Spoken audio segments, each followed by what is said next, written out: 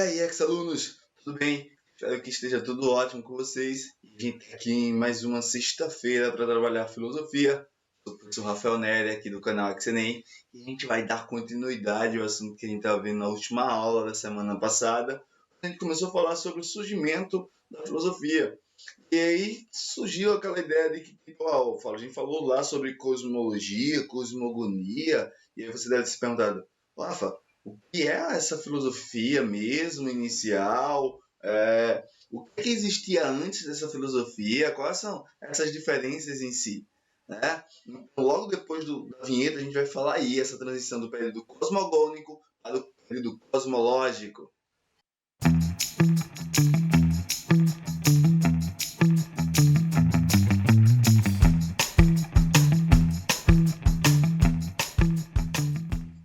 Então, esses dois períodos, né, a cosmogonia e a cosmologia, nada mais é do que a cosmogonia, a mitologia, né, e a cosmologia, o início da filosofia. O início, deixar isso bem claro. Eu não posso dizer que toda a filosofia é cosmologia. O início, aquilo que a gente determina lá como pré-socrático, a primeira parte ali da filosofia grega.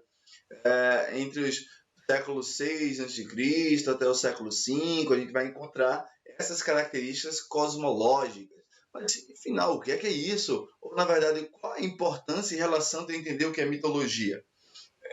A questão é que talvez o mito ele não seja um assunto que ele é pertinente em si dentro do Enem. Não quer dizer que vai cair uma questão de mito no Enem.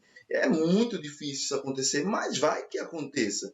Mas também, numa perspectiva de se você vai fazer um vestibular estadual ou se você vai fazer um vestibular de uma particular, é bem provável que mitologia caia.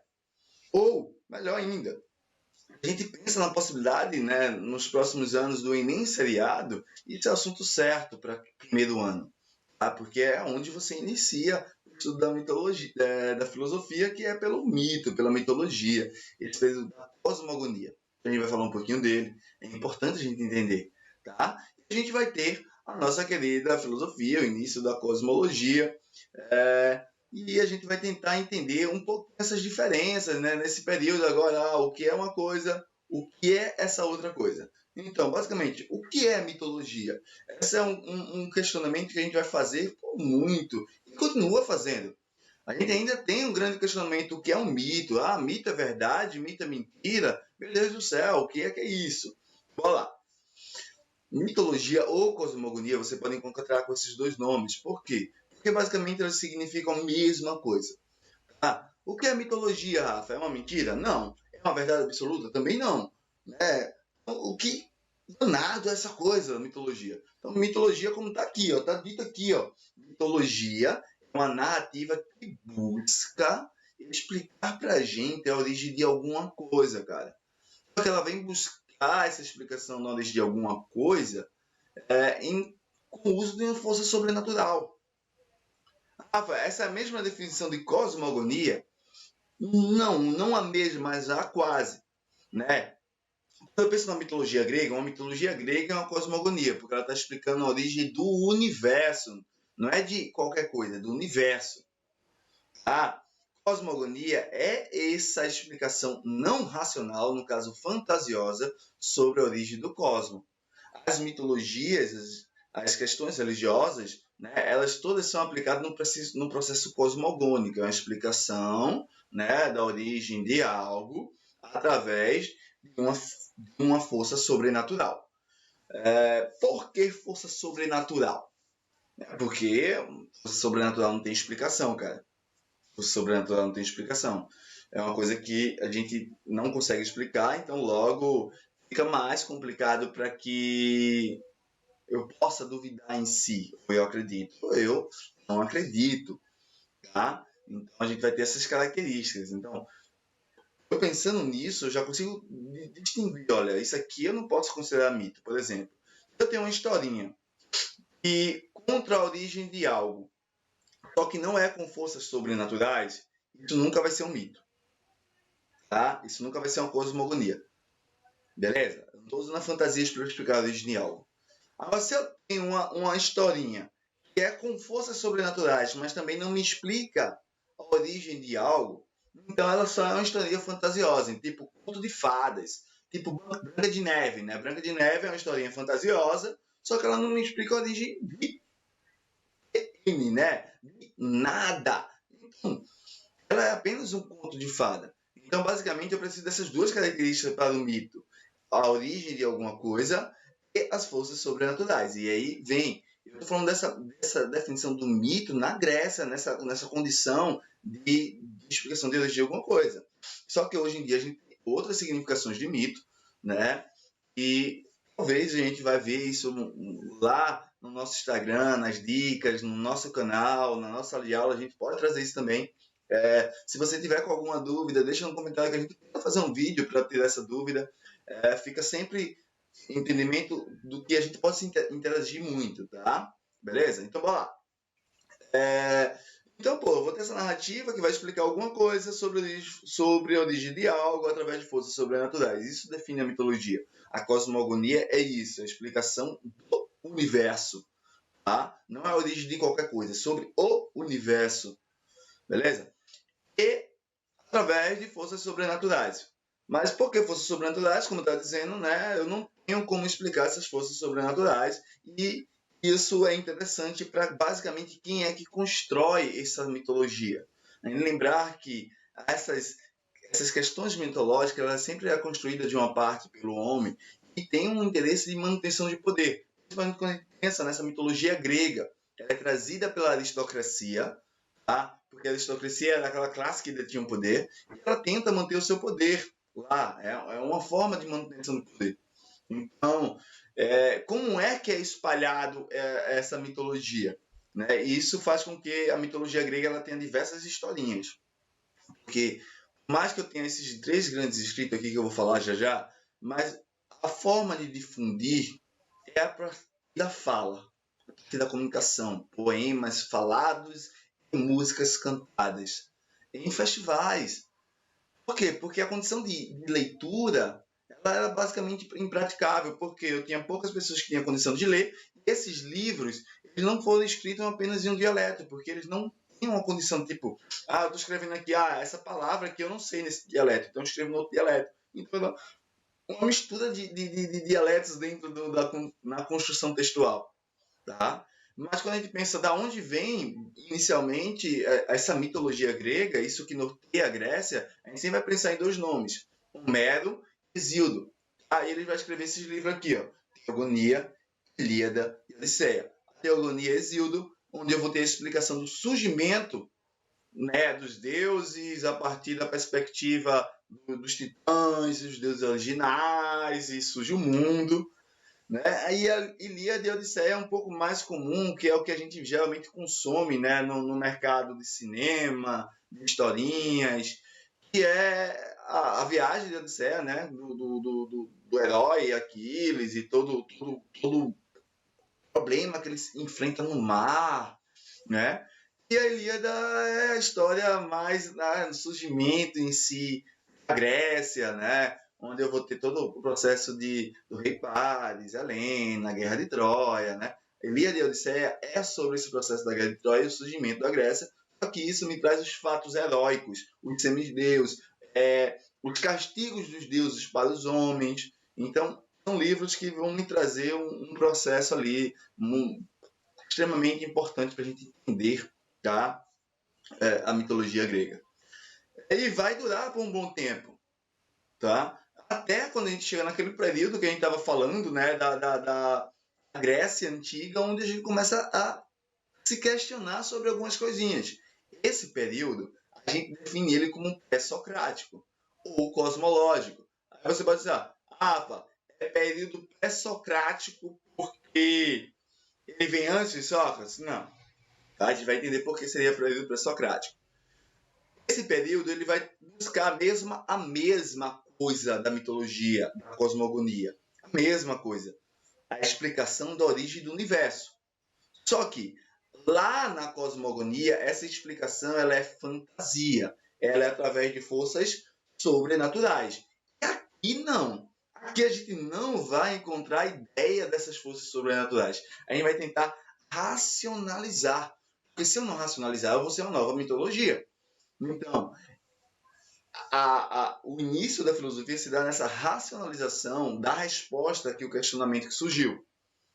Então, o que é que eu preciso saber do pré-socrático para o Enem? O primeiro ponto, o pré-socrático cai no Enem, Rafa? Cai, né? É uma coisa recorrente no Enem, algumas questões sobre pré-socráticos. Tá? O primeiro ponto que eu preciso saber, já foi questão lá, é que essa galera racionaliza o nosso pensamento. Ele me traz definições racionais. Aí você vai olhar um pouquinho mais a fundo e vai dizer, mas não tem nada de racional do que no que Tales de Mileto diz, no que Pitágoras diz. Só que eu tenho que entender que a condição de racionalidade daquela galerinha no século VI é muito diferente da nossa. Né? Hoje a gente tem condições diferentes, eles não. Né? Então, o que é que eles precisam? Entender lá. Eles estão preocupados com o surgimento do cosmo, universo, tudo. Então, como é que eu vou descobrir como esse cosmo surge? Pronto, fácil, velho. Eu vou observar aquilo que eu posso observar, a matéria. Então, eu tenho que entender essa matéria, eu tenho que entender a physis. O entendimento da physis é o que vai me fazer conseguir encontrar aquilo que é responsável pelo surgimento do universo. Isso é bem lógico. Por exemplo, vamos pensar no vírus. Né? Como é que eu vou encontrar uma cura para o vírus? Eu vou olhar para longe do vírus, eu vou olhar para o vírus, eu vou entender o vírus. Basicamente é isso. Você tem que entender o vírus, você tem que entender os genomas, você tem que entender todo o processo de se ele tem mutação, se ele não tem mutação, isso, aquilo, outro, para você poder criar uma cura. A mesma questão aqui. Para eu conseguir compreender a matéria de tudo aqui, cara, entender tudo isso aqui, eu vou olhar para a matéria. A matéria é a natureza, é o que a gente chama de physis. Physis é a natureza. Então eu vou olhar para a natureza e dentro dessa natureza eu vou buscar aquilo que é responsável por ela existir. Porque aquilo que é responsável por ela existir tem que estar nela, não fora dela. A ideia é essa, é bem simples. Então, essa galerinha é conhecida como filósofos naturalistas. Por quê? Porque eles vão observar a natureza para encontrar a sua resposta. E isso é bem sensato, porque hoje, por exemplo, hoje eu não preciso estudar e observar a natureza para estudar uma perspectiva. Eu posso fazer isso dentro do meu laboratóriozinho, na universidade ou em qualquer lugar lá, tranquilo. Mas que seja ainda hoje muito mais indicado que você faça todo o processo de campo também, para que você tenha uma perspectiva diferente, mas você tem essa condição de não ir a campo. Só que no século VI eu não tinha essa condição de não ir a campo. Eu tinha que estar em campo. Então a observação é da natureza. Então você pode encontrar lá, os filósofos naturalistas, quem são? Pré-socráticos. Então, pré-socráticos são filósofos naturalistas porque eles querem entender a natureza e encontrar dentro dessa natureza aquilo que é responsável por sua existência. Quem determina como arque. A arque, né, você pode chamar ela do jeito que você quiser, tá? É o princípio básico de tudo. Então, aquele pensador que busca a arque, a gente considera ele como pré-socrático. Isso quer dizer que eu vou encontrar pensadores durante a existência de Sócrates? Vou, por exemplo, Demócrito. Isso quer dizer que esses pensadores do pré-socrático eles só estudam a arque? Não. Uma das coisas que eles estudam é a arque. É isso que a gente define eles como pré-socráticos. Tá? Porque eles vão estudar outras coisas. Parmênides e Heráclito vai estudar o ser, a ontologia. Eu vou ter o Demócrito estudando política, ética, justiça. Então, eu vou ter uma variação, beleza? Então, eu vou buscar essa arque, que seria esse princípio, essa unidade, que vai ser a razão de tudo existir. Se cada um observa a sua natureza, e que cada um vai estar observando uma natureza diferente, logicamente que a resposta para essa pergunta, para cada um vai ser diferente. Porque eu vou estar observando uma coisa, você vai estar observando outra. E essa é outra coisa que o Enem pede. O que é a arque para cada pensador? Eu vou falar bem rápido sobre as escolas, né? Eu não vou adentrar o contexto das escolas. Porém, a arque e o pensador, a gente vai ter ali na nossa categoria de dicas, tanto no YouTube quanto no nosso Instagram, e para você poder levar em consideração, e anotar e estudar um pouco, tá? Lembrando que se tiver dúvida, deixa no comentário que a gente vai tentar responder todas as dúvidas possíveis. Entre em contato com a gente pelas nossas redes, tá? Então, cada carinha vai trazer uma arte diferente. E o Enem, ele cobra isso. O Enem já falou sobre Demócrito e o átomo, né? Mais uma vez, aí já trouxe Tales, a ideia da água. Então, é um pouquinho mais isso. Ele não vai querer aprofundar, né, no contexto dos pré-socráticos. Então, tirando o Parmênides e Heráclito, né, que é um processo que a gente estuda lá no Aristóteles, estuda no Platão, então vai estar muito presente para a gente. Tá? Então, pré-socrático estuda, entende a physis, procurando a arque, né, o princípio que vai fazer com que tudo exista. Quais são as nossas principais escolas? A gente vai dividir aqui 4 grandes escolas. A jônica, onde que eu tenho o início, né, dessa filosofia com Tales, onde eu vou encontrar os pensadores da natureza, que vai ser aqueles pensadores que entendem a arte como um elemento natural, né? O fogo em Heráclito, a água em Tales, o ar em Anaximenes. Ainda vou ter um Anaximandro com Aperion. Eu tenho a escola eleática, a escola imobilista, né? Que é a escola do Parmênides, do ser não pode deixar de ser, ele sempre tem que continuar a ser. Eu vou ter a escola itálica ou pitagórica, que é a escola muito mais geométrica e matemática do que em si uma filosofia, né? Mas o Pitágoras ele ainda tem uma parcela de importância para a gente, né, dentro da filosofia. Eu vou ter escolas atomistas, que são escolas plurais, né? Dentro do pluralismo eu vou ter algumas outras escolas além do atomismo. Então eu vou encontrar a galera como Empédocles, eu vou encontrar Demócrito, entre outros. Beleza?